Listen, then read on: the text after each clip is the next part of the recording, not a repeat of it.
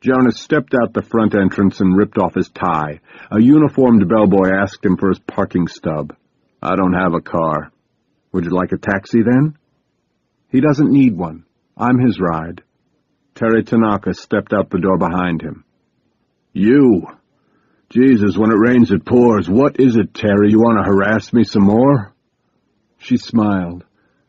"Okay, I deserve that. Just don't take a swing at me or you'll find yourself on your back." Jonas sat down on the curb, combing his fingers through his hair. His head was throbbing. "What is it you want?" "I followed you here. I'm sorry. Believe me, it wasn't my idea. My father insisted." Jonas glanced back at the door. "This isn't exactly a good time." She handed him a photograph. "It's about this." His eyes took in the image. He looked back at the woman. What the hell did this? Jonas let her take him home, cooling his knuckles in the wind as they drove. His eyes remained on the road, but he kept studying the photograph in his mind. Taken 38,000 feet beneath the surface of the western Pacific in the deep canyon waters of the Mariana Trench, the black and white photograph showed a spherical Eunice, unmanned nautical informational submersible, a remote sensing device used to monitor conditions on the ocean floor. Jonas was quite familiar with the most recent research on these remarkable robots. In a joint Japanese-American earthquake detection project, 25 titanium Eunice submersibles had been deployed by the Tanaka Institute along a 125-mile stretch of the Mariana Trench to monitor tremors at the bottom of the world's deepest underwater canyon. The deployment was a success, Terry told him as they reached the freeway. Even my father was happy. Masao Tanaka and the Tanaka Oceanographic Institute in Monterey had designed the Eunice system for the joint project. Within 2 weeks of deployment, the Institute's surface ship, the Kiku, was receiving a steady stream of data, and scientists on both sides of the Pacific were studying the information eagerly. Then something went wrong. 3 weeks after the launch, Terry explained, the Japanese called to say that one of the Eunice robots had stopped transmitting data. A week later, 2 more units shut down. When another one stopped a few days after that, my father decided we had to do something. Terry looked at Jonas. He sent my brother down in the Abyss glider. DJ? He's the most experienced pilot we have. No one should descend that far alone. I agree. I told Dad that I should have gone with him in the other glider. You? Terry glared at him. You have a problem with that? For your information, I happen to be a damn good pilot. I'm sure you are. But at 35,000 feet? What's the deepest you've ever soloed? I've hit 16,000 twice, no problem. Not bad, admitted Jonas. Not bad for a woman, you mean? Hey, I meant not bad for anyone. Very few humans have been down that deep. Damn, Terry, take it easy. She smiled. Sorry. It gets frustrating, you know? Dad's strictly old-fashioned Japanese. Women are to be seen and not heard, that kind of attitude. So go on, said Jonas. How did DJ do in the Marianas? He did well. He found the Eunice, filmed everything. The photo came from his video. Jonas took another look at the photograph. It showed a Eunice submersible lying on its side at the bottom of the Deepwater Canyon. The sphere had been cracked open. Its tripod legs were mangled, a bolted bracket torn off, and the titanium skin of the sphere itself severely battered and scarred. Jonas studied the image. Where's the sonar plate? DJ found it 40 yards down current. He hauled it up. It's at the Institute in Monterey. That's why I'm here. My father would like you to take a look at it. Jonas stared at her skeptically. You can fly up with me in the morning, she said. I'm taking the Institute's plane back at 8. Lost in thought, Jonas almost missed his driveway. There, on the left. She turned down the long, leaf-littered driveway, then parked in front of a handsome Spanish colonial buried in foliage. As Terry switched off the engine, Jonas turned to her and narrowed his eyes. Is that all your father wants? Terry paused a moment. As far as I know. We don't know what happened down there. Dad thinks maybe you could help provide some answers, give us your professional opinion. My professional opinion is that you should stay the hell out of the Mariana Trench. It's far too dangerous to be exploring, especially in a one-man submersible. Too dangerous? What is it you're so afraid of, a 60-foot great white shark? She smirked. Let me tell you something, Jonas. The data we collected in the first 2 weeks were invaluable. If the earthquake detection system works, it will save thousands of lives. Is your schedule so damn busy that you can't take a day to fly up to the Institute? My father's asking for your help. Just examine the sonar plate and review the video that my brother took, and you'll be home to your darling wife by tomorrow night. I'm sure my father will even give you a personal tour of his new whale lagoon. Jonas took a breath. He considered Masao Tanaka a friend, a commodity he seemed to be running short of lately. When would we leave? He asked. Meet me tomorrow morning at the commuter airport at 7:30 sharp. The commuter? We're taking one of those puddle jumpers? Jonas swallowed hard. Relax. I know the pilot. See you in the morning. Jonas shut the door behind him and switched on the light, feeling for a moment like a stranger in his own home. The house was dead quiet. A trace of Maggie's perfume lingered in the air.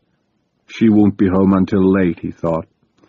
He went into the kitchen, pulled a bottle of vodka from the cabinet, then changed his mind. He turned on the coffee maker. When the coffee was done, he grabbed a mug and the entire pot and went into his study. Sanctuary. The one room in the house that was truly his own. The walls were covered with contour maps of the ocean's continental margins, mountain ranges, abyssal plains, and deep-sea trenches. Several fossilized megalodon teeth littered the tables. Some stood upright in glass cases. Others lay on stacks of notes like paperweights. A framed painting of a great white shark hung above his desk, and next to it, an anatomical diagram of the creature's internal organs. Jonas set the coffee mug down beside the computer, then positioned himself at the keyboard. A set of jaws from a 12-foot great white gaped at him from high above his monitor.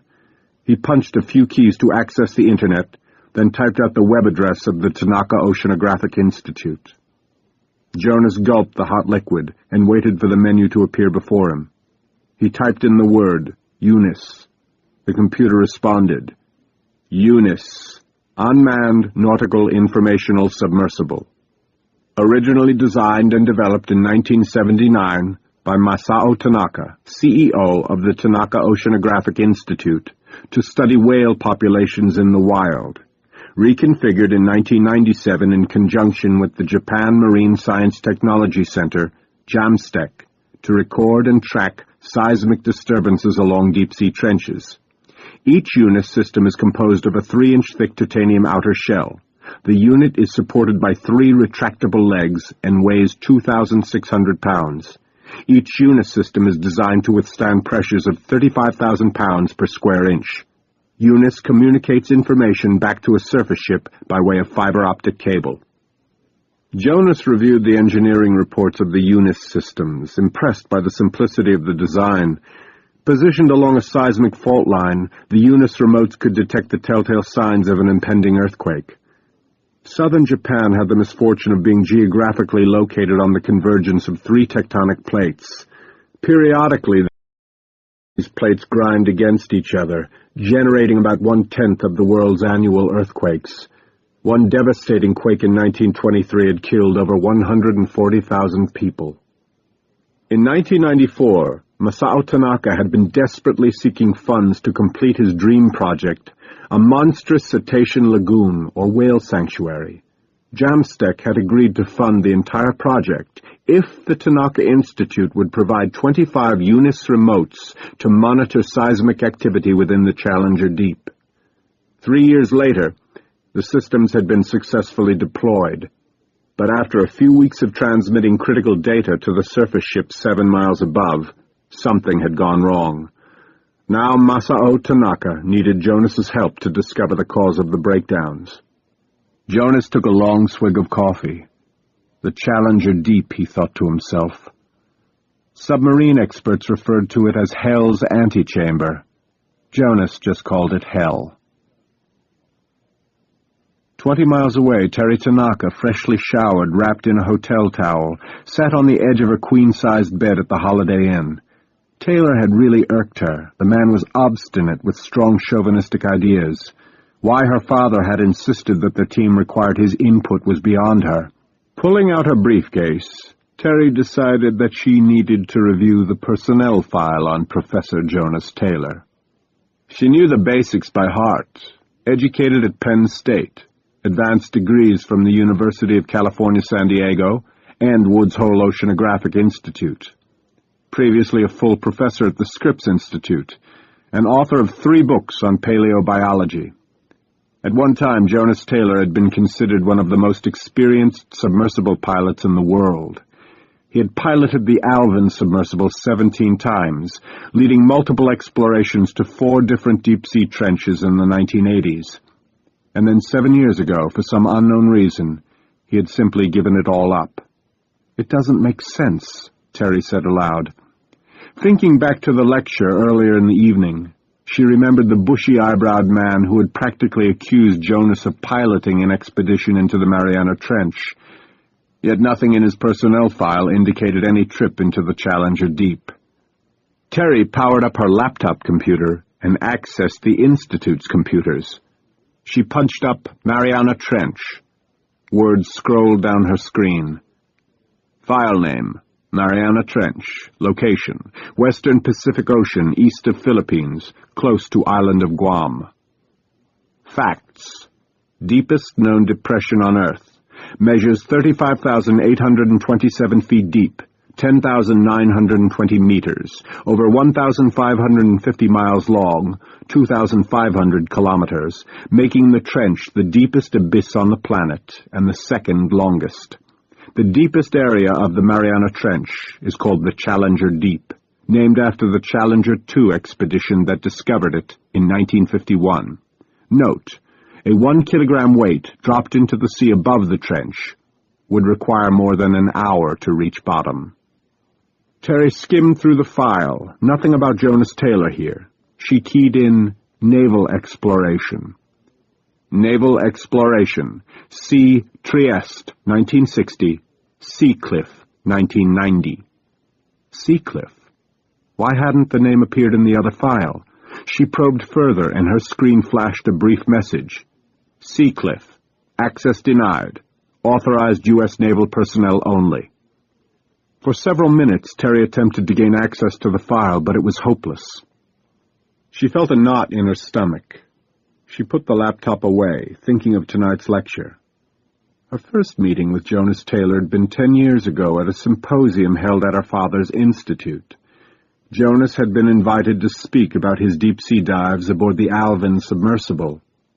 At the time, Terry had been 17 and had worked closely with her father, organizing the symposium, coordinating travel and hotel arrangements for more than 70 scientists from around the world. She had booked Jonas's ticket and met him at the airport herself. She recalled developing a schoolgirl crush on the deep-sea pilot with the athletic build. Terry looked at his picture again in her file. Tonight, Professor Taylor had appeared confident, yet, in a way, a little helpless. A handsome face, tan, with a few more stress lines around the eyes, dark brown hair turning gray near the temples.